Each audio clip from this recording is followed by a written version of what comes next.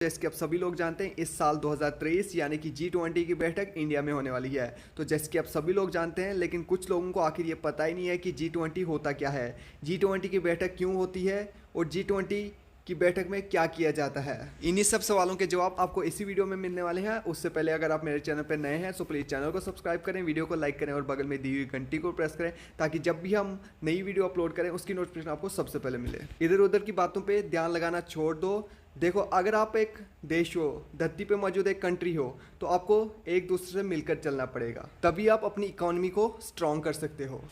जब कभी भी युद्ध होता है देशों के बीच या फिर बहुत बड़ी क्राइसिस होती है किसी एक देश में, उसका असर पूरे सिस्टम पे पड़ता है। जैसे कि स्टॉक मार्केट में एक कहावत है, अगर अमेरिकन स्टॉक मार्केट छींकता है तो इंडिया की निफ्टी को भी सर्दी लग जाती है। या फिर किसी कंट्री से कुछ एक्सपोर्ट होना बंद हो जाता है तो पूरे विश्व को हाई प्राइजेस झेलने पड़ते हैं। मतलब ये है कि अगर किसी कंट्री को अच्छी इकोनॉमी चाहिए तो सभी कंट्रियों का कोऑर्डिनेशन जरूरी होता है। लोगों के पास पैसा ही नहीं होगा, खरीदेंगे क्या, प्रोडक्ट ही नहीं खरीदेंगे तो कमाई कहाँ से होगी। ये सब एक इकोनॉमिकल साइकिल है जो कि इन सब चीज़ों से डिस्टर्ब हो जाता है। ये सब देखते हुए सभी देशों ने महसूस किया कि इंटरनेशनल लेवल पे एक सिस्टम होना चाहिए जहां पर सभी देश अपने देश के रिलेटेड बात रखवाएं। सिर्फ अपने देश को ही नहीं बल्कि पूरे अर्थ की इकोनॉमी को साथ मिलकर चलाएं, इसकी बात हो सके। इकोनॉमी एक्चुअल में हर देश के कोऑर्डिनेशन और सपोर्ट के चलते बनती है। अगर साथ मिलकर काम न करें तो इकोनॉमी पूरी तरह से खुल नहीं पाएगी। इसी के चलते G20 बनाया गया।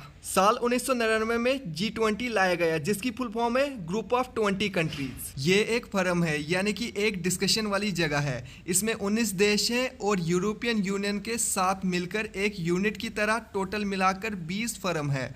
मतलब एक ऐसी जगह जहां पर लोग आपस में बैठकर डिस्कस करें कि हमें क्या करना चाहिए। तो जो इस इंटरनेशनल फोरम में टॉपिक डिस्कस किए जाते हैं वो है financial suitability, climate change, sustainable development, health, agriculture, environment, anti corruption.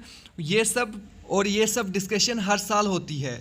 यानी जो हमारे दुनिया के सबसे बेसिक विषय हैं जिसमें इस दुनिया के लोगों के बेसिक सर्वाइवल इफेक्ट होते हैं, G20 फॉर्म में इसी की डिस्कशन की जाती है।